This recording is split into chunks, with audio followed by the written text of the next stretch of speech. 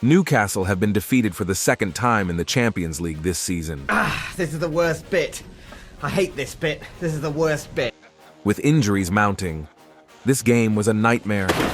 So from the Livramento masterclass, Find ways to score, definitely. But to Eddie Howe's thoughts, to Newcastle eyeing Barcelona defender with Premier League experience for January transfer, to Dan Ashworth's answer regarding a possible release clause in his contract. As per, let's break it all down and discuss the 5 things we learned from Dortmund 2 Newcastle United 0. Starting off, Tino Livramento showcased remarkable adaptability, excelling in 3 different positions throughout the match. His well-rounded skill set and impressive performance deserve recognition. Despite being only 20 years old and having limited game time, he held his own against the challenges faced by most fullbacks. With continued injury-free progress, he has the potential to become the world's best RB in his mid-20s. A bright future lies ahead for Tino Livramento. Against Borussia Dortmund he had an 85% pass accuracy, 57 touches, 34 out of 40 passes completed, 4 out of 6 ground duels won, 3 out of 3 tackles won, 1 cross completed, and 1 key pass. Going 1-0 down and then coming out in the second half, you're always still in the game. I think we had a few chances and definitely at the start of the second half to, maybe get one back and then see where we can go towards the end. But it's not how the game panned out, and then obviously conceded again, which is it's always tough when you're chasing the game. But for us, we just need to pick ourselves up and go again. We've got another big game in the Premier League on Saturday, so we just look forward to our next challenge as a team, I guess. Just like the home game against Dortmund, did it feel like quite fine margins in many ways, just things going against you? Yeah, definitely, but sometimes that just happens, and as a team we needed to find ways to score, definitely, but we had chances, like I said, and sometimes that's just how it goes. You win or you learn. What can you learn from the night? I feel like I said, just taking our chances, but I feel like with the second goal, just being a little bit more, together as a team, I guess, because when you're only 1-0 down, you're still in the game right towards the end, but when you concede 2, it's tough. Like the recent matches, Callum Wilson had very few touches in the game. In the latest game, where Callum Wilson, he seemed isolated up top and failed to give the 2 Dortmund centre-halves much to think about. He was then replaced at halftime due to a tight hamstring. On the other hand, Gordon, who played as a centre-forward, had more touches than Callum Wilson did in the entire first half. Just imagine Callum Wilson only had 4 touches. On the other hand, Gordon's presence on the field caused him to constantly hassle and disrupt the Dortmund defense. He even came close to breaking into the box, but unfortunately his effort was thwarted when Sabitzer fired the ball off him, leading to a goal kick. Interestingly, it appears that Callum Wilson performs better when Isak is on the bench. I'm not sure what kind of theory this is, but it seems to hold true in practice. What do you think? Then, Lewis Hall started the game well, showing promise and composure. However, his composure took a hit when he was harshly booked in the 10th minute. Unfortunately, he found himself on the wrong side of Sabitzer, who managed to cross the ball, resulting in Dortmund's opening goal. On the other hand, Kieran Trippier, who had set a high bar during the initial months of the campaign, seemed to be out of form. He struggled with his deliveries into the box, and it was one of his woeful deliveries that actually led to a counterattack by Dortmund, ultimately resulting in their second goal being scored. A big shout-out to Nick Pope, who tried to keep the team in the games with some incredible piece of goalkeeping. Against Dortmund, Pope had 6 saves, a goal prevented of 0.36, 1 save inside the box, and 2 high claims, while Bruno Guimaraes also tried to make things work in the middle of the park, and had some really promising moments on the ball. I'm very disappointed. I think when we were better in the game, they scored. The first goal was hard. I think the second half we had the chance to score, we didn't, and after we took another goal, bad day in the office, so disappointed. I think we should play too much better in the first half, and the second 2 as well. Absolutely disappointed. It's going to be difficult to qualify now, but it's not over yet. You do still have a chance, don't you? Yeah, we still have a chance. You know how difficult is the competition. You have to look forward. You have to look in our game. Don't think about the other games. You have to go to Paris and try to win there. How much of a strain is guys as players? You're putting your body through a lot. Yeah, disappointed a lot. It's tough. Death group, difficult. How I told, I think we should play better. We didn't play very well today. Yeah, disappointed a lot. In terms of the amount of injured players. The injuries. Yeah, we're missing our players, but this cannot be an excuse for us to have a good team. But of course, we miss some key player for us. But this is football. We cannot complain. We have to go to play. But it's hard. Just finally for me, the manager said there that he's frustrated that Dortmund have not seen the best Newcastle. Would you agree with that? I agree. I think when we play in St James Park, we could do much better. Even we weren't great there. I think that when we play home, we should at least go there with a draw. Would be better for us. But how I told you, football is sometimes had no expectations. We are very disappointed. We have to look forward to Bournemouth, focus now in the Premier League, and after we think again in the Champions League. It was a big night for Lewis Miley, aged 17 years and 6 months, who became Newcastle's youngest ever player in a European competition. While the defeat meant that Newcastle have lost for the second time in this season's Champions League, and now have a 27.0% of progressing in the group following the 2-0 defeat.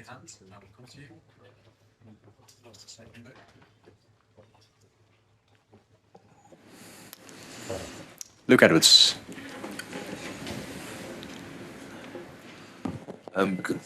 Tough evening. You got a sense of slight frustration that the moments you did sort of create, you weren't clinical enough to take them tonight. Yeah, I think that's a good assessment. I think we weren't at our best tonight. The intensity, quality of our normal game, I thought was missing. But in saying that, we still had our moments, and Joelinton's header is probably the key moment in the game from our perspective. Where do you think it leaves your sort of campaign now? You're probably going to have to realistically, we've just been talking about it as you come in, you're probably realistically going to have to go to Paris now and take something from that match. Yeah, I think it's difficult to tell at this stage, but I think we've got to try and win our last 2 games. We all love Joelinton. We know how important he's been for you, but his finishing has always been perhaps the little chink in his armour. Well, I thought it was a really good move, and yeah, I think he would back himself to score that, if that came in again. But that's football. That's one of the things that happens, and we back him. I think since his return from injury, he's been outstanding for us. Damien Spellman. Eddie, you obviously had difficult decisions to make tonight. Your squad was threadbare, particularly when you look at the bench. How difficult was it, the situation with Lewis Hall after the early booking? Yeah, I think that contributed to my decision to take him off, because we couldn't risk going down to 10 men. I thought he performed okay in the first half. We tried to give ourselves 2 substitutes today to use when we needed them. Callum was feeling tightness in his hamstring, so that forced our hand as well with the other. So you don't need me to say that we're really stretched at the moment. And just a word on Tino Livramento, played in a couple of roles for you today and was one of your better players. Yeah, played really well again. Played really well on the right side, played really well on the left side. So that's great to see. His versatility and his athleticism, I thought, was one of the standouts for us. Scott Wilson. Just kind of further to Damien's first question, Eddie, kind of on the team selection and everything. I mean, are we at the stage now where really you're kind of having to make decisions? I'm not saying you don't necessarily want to make, but they're just being forced on you. That maybe the team that you would like to keep putting out week after week after week, you just can't.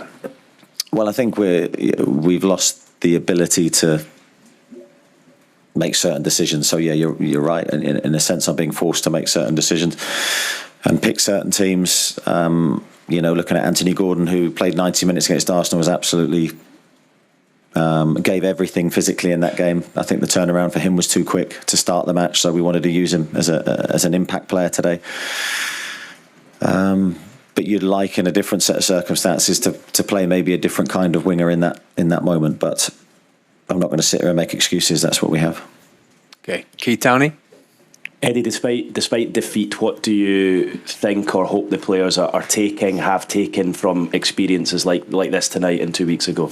Yeah, I think, from our side, we weren't far away tonight, and I think that's the thing to take, because I think us at our very best, even with the number of players we have out, I think it's good enough. So we have to take collective responsibility for that. The players gave so much on Sunday, so it's not a question of me sitting here and questioning what they've given. I think they've given what they could give. But I think maybe the game just came too quickly for us. The turnaround was, after what they've given in recent weeks, maybe just a day too early. Craig Hall. Eddie, Dortmund are the only team to beat you in the last 12 matches. This has sort of come parallel to a really good run in the Premier League. Is there a reason why Premier League Newcastle haven't really produced that in the Champions League, apart from the PSG match, of course? It's a difficult one to answer, Craig. I'm not 100% sure myself, because I think if our best version of ourselves turned up today, I think the result would have been different. I felt the same in the first game. But that's not to take anything away from Dortmund, who have played us very well in the two games. You have to give them a lot of credit. Their record here is very good. I think they've got a really good manager, good set of players. So today's task was huge for us, and ultimately we weren't good enough. Is Callum now part of that injured list? Is he a doubt for the weekend, do you think? How's he looking? Too early to say. Yeah, doubtful for the weekend, or? Too early to say. Okay, Chris Wolf and then Dominic Skur.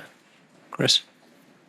Hi Eddie. Kieran Trippier seemed to be pointing to his thigh as well. Has he got an injury issue at the moment, or is he all right? No, I think he's okay. I think he had a dead leg from the Arsenal game, and they can be sore for a few days, but not a muscle problem. You kept changing him and Tino Livramento around. Was that tactical? Was that to try and find something else in the game? Because it was said Tino seemed to be the best player on the pitch, probably for you. Yeah, I think we didn't keep changing them around. I think they changed. So we started the second half with Kieran on the left and then Tino on the right, and then we swapped them over. But I thought Tino did well in both positions, and I think I've said before, Kieran's such an important player for us. His range of passing on that right foot is such a valuable weapon that we're just looking for a solution on the day, really, to try and perform better. Dominic and then Martin Hardy. Dominic. Just how similar was this game to the Dortmund game at St James's Park last month? Yeah, very similar, I think, from our viewpoint. I think a frustration on our performance, knowing that there's more in the tank for us to give. We're better than that. We can show a better version of ourselves than we did. So a frustration that I don't think Dortmund have seen the best Newcastle. And that always leaves, when you're in my shoes, a feeling of frustration. But we have to accept it. We've delivered it. We can only look to the future now. Slightly more positive note, Louis Miley, youngest ever player for the club in Europe. Is that an opportunity you feel he's deserved?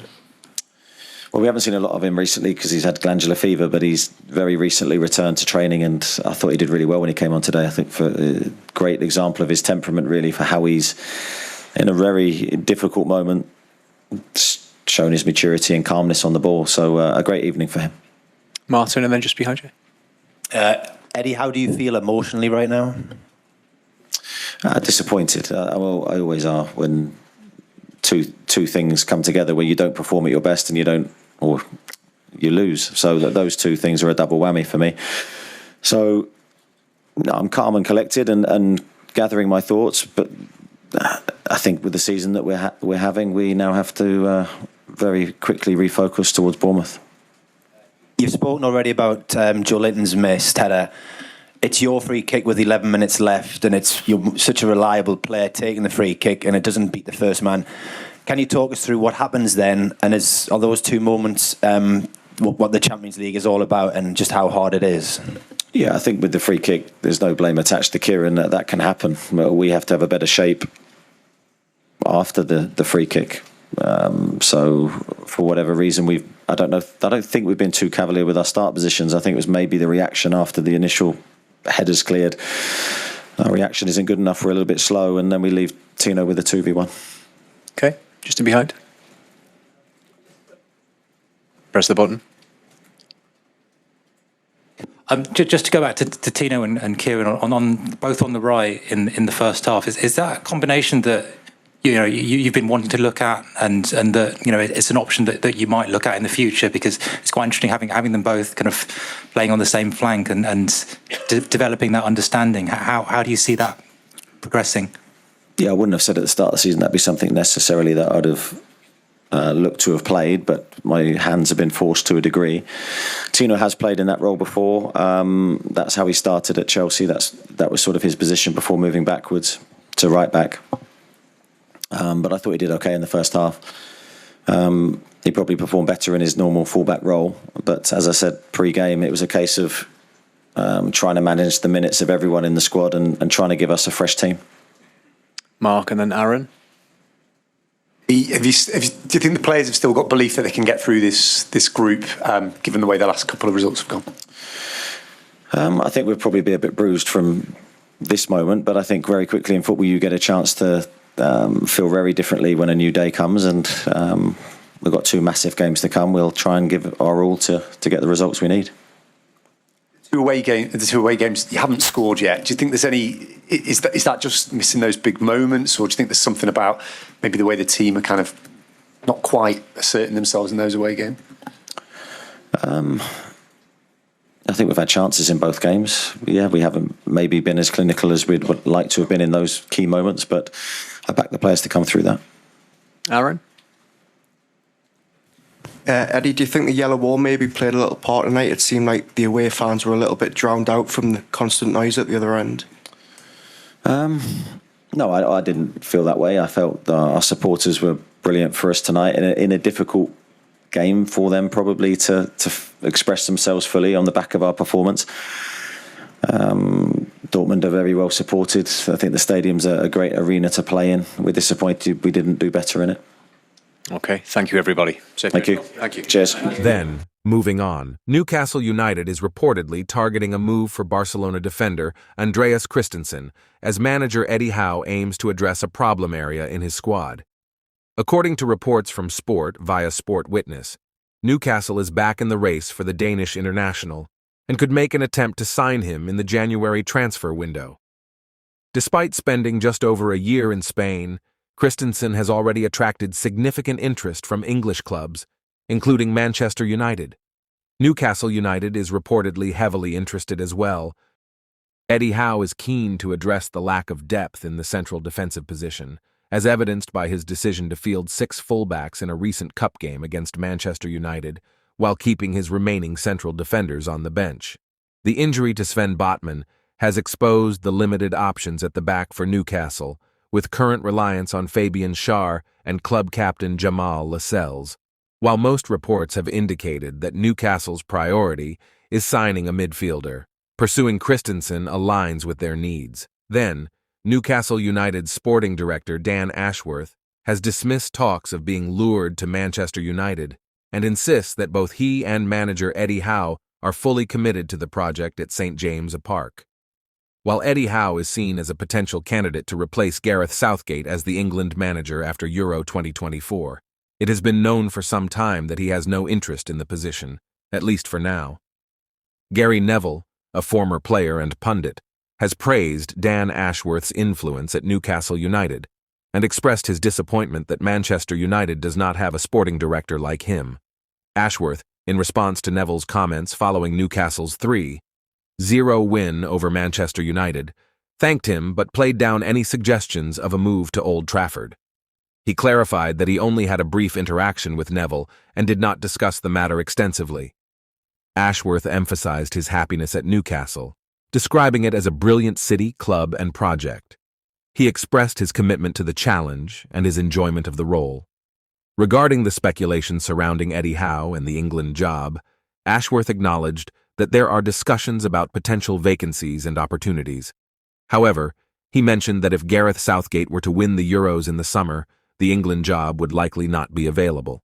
Ashworth praised Howe's excellent relationship with the club's staff, board, and supporters, highlighting the positive work he is doing and expressing his hope for it to continue.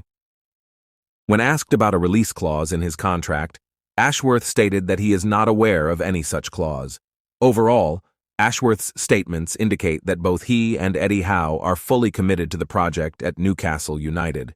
They are focused on their roles at the club and have no intention of being lured away by other opportunities at this time. Then finally, did you know about Joelinton's botched surgery procedure on his arm? I don't know. Click the video on screen to find out.